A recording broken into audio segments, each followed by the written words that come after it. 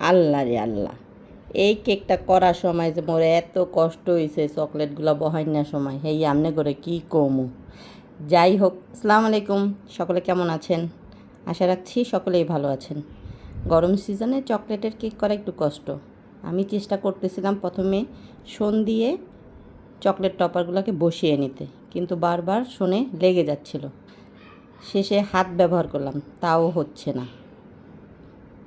এখন বাকিগুলোকে আমি আবার ফ্রিজে রেখে দিলাম সেট হওয়ার জন্যে। অনেক চেষ্টা করছিলাম এটা সুন্দরভাবে বসানোর জন্য, কোনো রকমই পারতেছিলাম না। শেষ পর্যন্ত করলাম, ফ্রিজ থেকে আবার টপারগুলো নিয়ে এসে আবার সুন্দর করে বসানো শুরু করেছি।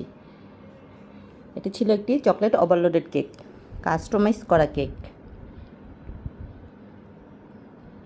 টপারগুলো বসাচ্ছি, এর ভিতরে অনেক পরিমাণে চকলেট গিয়েছে।